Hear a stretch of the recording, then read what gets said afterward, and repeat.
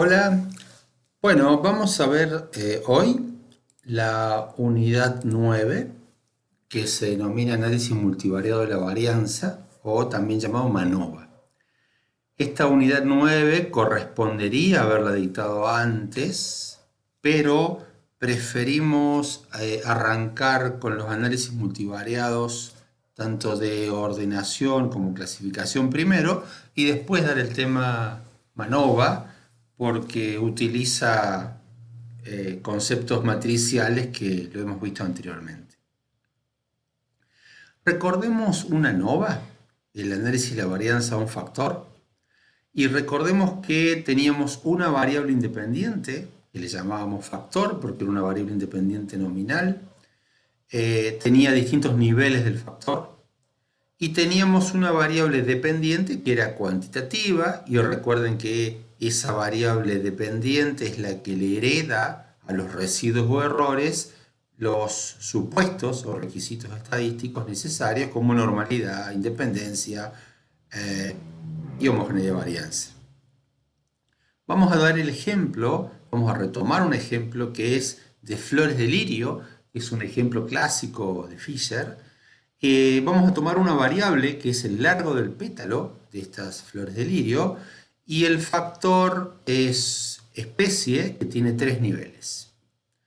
Entonces, el largo del pétalo, si lo dibujamos en un solo eje, porque en realidad cuando trabajamos con una sola variable, estamos dibujando la variable en un solo eje, en R, tenemos dibujados todos los valores de todas las flores donde le tomamos el largo del pétalo.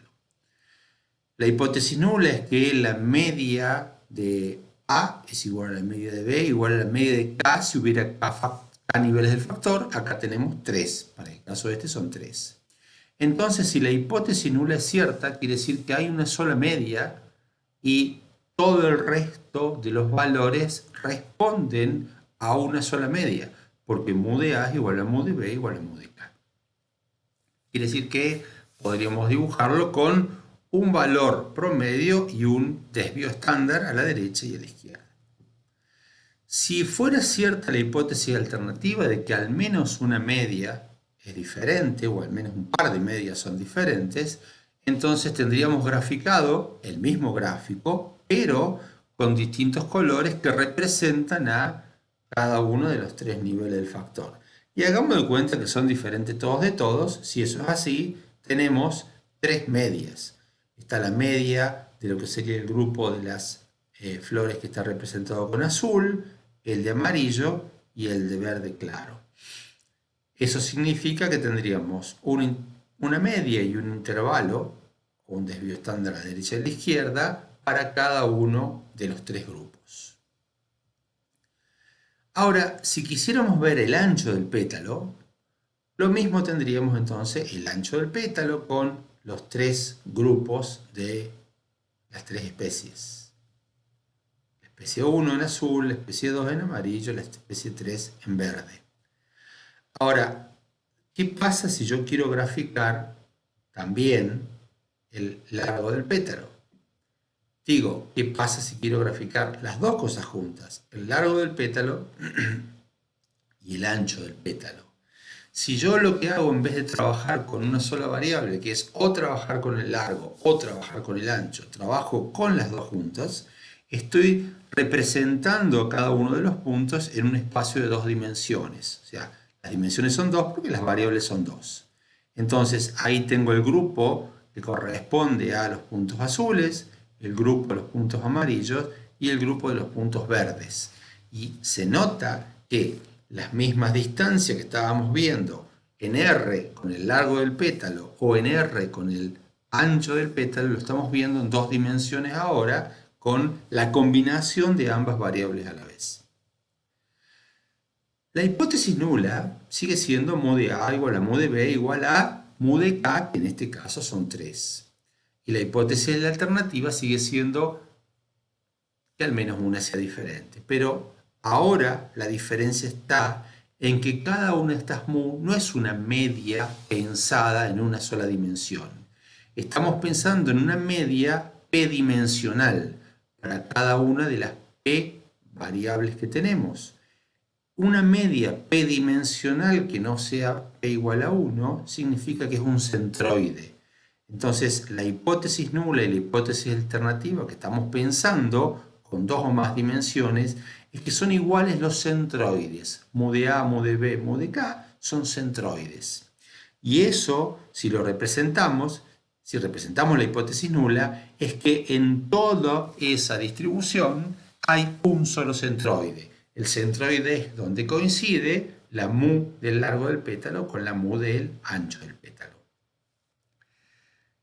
Si la hipótesis alternativa se acierta, y supongamos que todos son diferentes, todos los centroides son distintos de todos, entonces lo que voy a tener es un centroide para la especie representada en azul, un centroide para la especie representada en amarillo y por otro centroide para la especie representada en verde. O sea, voy a tener tres centroides diferentes. El modelo de este análisis de la varianza, pero ahora multivariado, es exactamente igual al modelo univariado, pero con la diferencia que el univariado lo que representaba eran escalares y lo que estamos representando ahora son vectores. Entonces, el vector de los I sub ij respuesta es igual al vector de los mu más el vector de los tau más el vector de los errores sub I. Los supuestos o requisitos estadísticos tienen que ver con que el vector de los errores sub I tenga distribución normal, sean independientes, con media cero, y el concepto de homogeneidad de varianza que ahora hacemos referencia, que es en P dimensión, tiene que ver con esfericidad. Es decir, esfericidad quiere decir que hacia cada una de las dimensiones las varianzas son homogéneas. Por lo tanto, la matriz lo que está mostrando es un espacio esférico. Las fuentes de variación que vamos a tener igual que teníamos en un análisis de la varianza a un factor, tiene que ver con la variación total, tiene que ver con la variabilidad causada por el factor y tiene que ver con la variabilidad no explicada o error. La fuente de variación total es la dispersión de todos y cada uno de los elementos con respecto al centroide, digamos, único, al centroide de todo el grupo. La variabilidad del factor tiene que ver con la dispersión de todos los centroides con respecto a ese centroide único. Y la variabilidad del error tiene que ver con la dispersión de todos y cada uno de los elementos con respecto a cada uno de los centroides. Entonces, esto que tenemos aquí es la representación de las fuentes de variación que conocemos nosotros: fuente de variación del factor, fuente de variación del error, fuente de variación total, pero lo que tenemos aquí ya no son valores escalares productos de una operación matemática, sino que son matrices llamadas de sumas de cuadrados y productos cruzados. La matriz B es la matriz que me va a decir cuál es la variabilidad del factor. La matriz W es la que me va a decir cuál es la variabilidad del error, y la matriz B más W es la matriz que me va a decir cuál es la variabilidad total. Los grados de libertad, igual que en un análisis de la varianza a un factor, son K-1, N-K y N-1, como estamos acostumbrados a ver. Ahora, a partir de esto, nos va a pasar una cosa. Nosotros, cuando estudiamos las sumas de cuadrados en un análisis de la varianza a un factor univariado, obteníamos un valor f que estadísticamente se denomina uniformemente más potente. Es decir, es lo más potente que hay en el mercado. Acuérdense que era la potencia, lo vimos en Bioestadística 1. Entonces, de esta forma, nosotros, bajo el cumplimiento de los requisitos, había una sola forma de relacionar las sumas de cuadrados, que era mediante ese valor f que obteníamos y que lo buscábamos en una tabla de f para saber si era significativo o no significativo, y que un soft estadístico nos arrojaba un valor p. En el caso de los análisis de la varianza multivariados, hay 4 estadísticos posibles, porque dependiendo de las condiciones, algunos funcionan mejor que otros. El lambda de Wilks, que es uno de los más utilizados, Es un estadístico que se construye, este lambda se construye a partir de el determinante de la matriz W dividido el determinante de la suma entre la matriz B y la matriz W. Es decir, el determinante de la matriz de sumas de cuadrado de el error dividido el determinante de la matriz de suma de cuadrado del total. Por otro lado, otro estadístico que se llama traza de Pillai se obtiene mediante la traza del producto de la matriz B por la inversa de la matriz B más W. La traza de Lawley-Hotelling se obtiene mediante la traza del producto de la matriz B por W, pero su inversa. Y por último, la raíz característica de Roy es otra medida, es otro estadístico, que se obtiene mediante el máximo autovalor de la multiplicación entre la matriz W y la inversa de la B más W.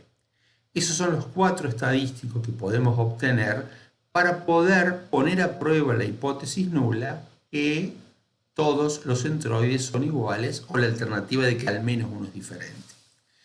Cada uno de esos estadísticos ajusta sus grados de libertad dependiendo también de el K, que es la cantidad de niveles, pero también de la P cantidad de variables. Así que uno puede ver variaciones en los estadísticos de los grados de libertad debido a el cambio de esas variables, de esos factores.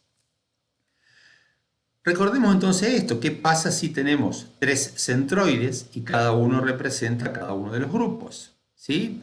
Si al menos un centroide es diferente, la pregunta como siempre es ¿cuál es diferente? Recuerden, en un análisis de la varianza de un factor, el univariado, cuando rechazamos la hipótesis nula y nos preguntamos cuál es diferente, hay una batería de pruebas de comparaciones múltiples que me permiten contrastar todas contra todas, todas contra el control, etc.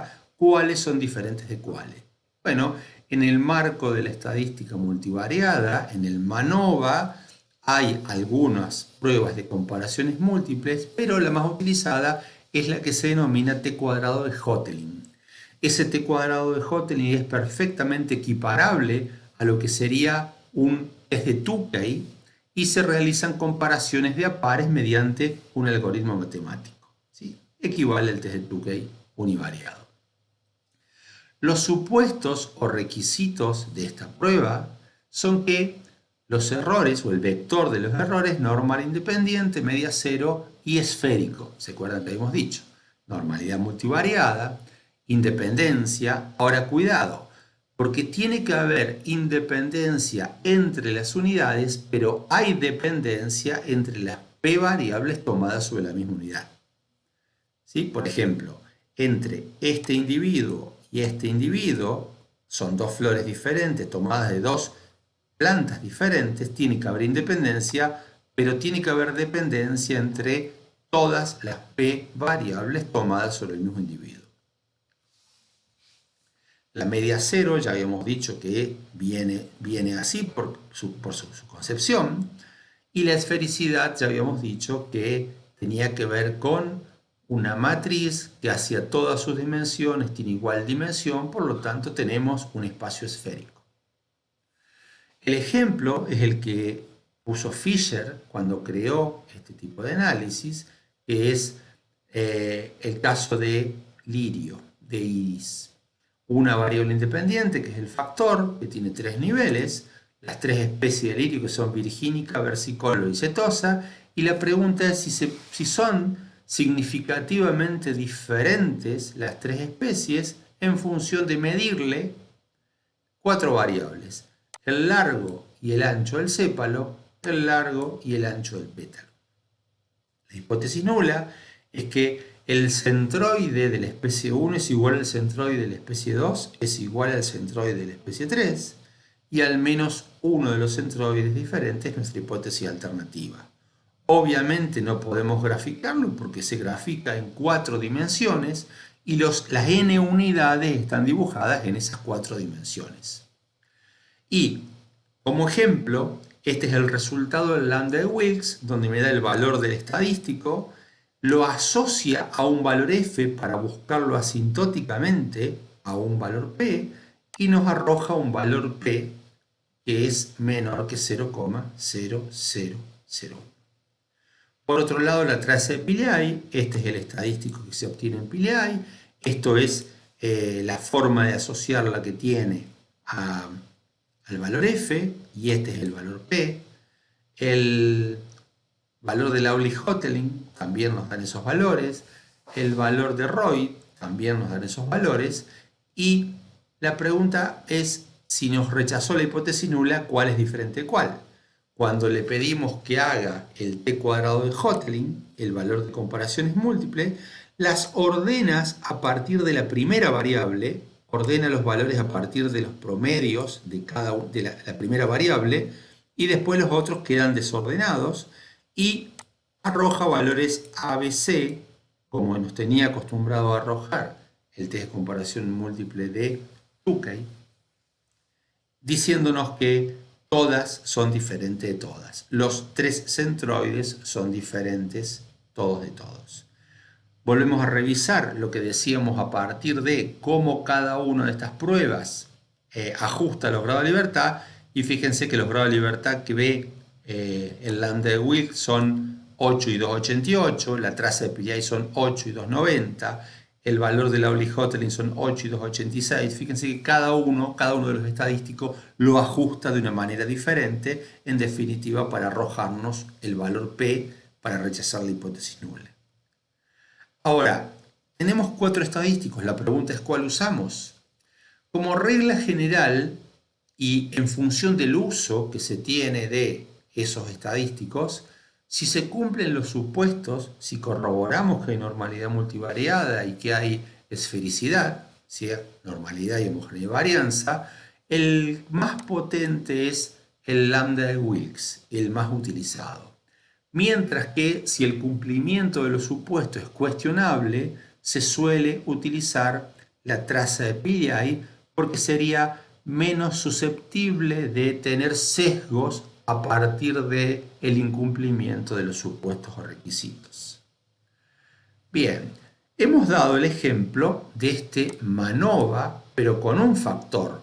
Si le habíamos dicho que tenemos 2 o más variables respuesta, pero acá lo hemos visto con un factor, y ese factor tenía 3 niveles. El modelo estadístico que aplicamos es que el vector de la variable respuesta es igual a el vector de Mo, el vector de tau y el vector de errores. Ahora, esta variable respuesta, ya sabemos que son varias variables respuesta, y esto está representado porque tenemos un análisis de la varianza a un factor. ¿Qué pasa si queremos poner más parámetros? Bueno, lo que debiéramos hacer es, como sabemos hacer nosotros, empezar a colocar aquí en la parte predictiva del modelo más vectores que representen más fuentes de variación, y con eso podemos hacer análisis de la varianza multivariada, es decir, MANOVA a 2 factores, MANOVA a 2 factores con bloque, MANOVA a 2 factores con una covariable, es decir, MANCOVA, y así podemos seguir modelando, siempre representando con más parámetros la parte del modelo que queremos predecir. Bueno, muchas gracias entonces por la atención. Lo que hemos visto en este capítulo es el análisis multivariado de la varianza, que da por terminado todo lo que hemos visto acerca del análisis multivariado, que empezó con clasificación, siguió con ordenación, y por último esta es la parte de inferencia estadística. Inferencia porque en este capítulo volvimos a poner a prueba hipótesis nulas. Muchas gracias entonces.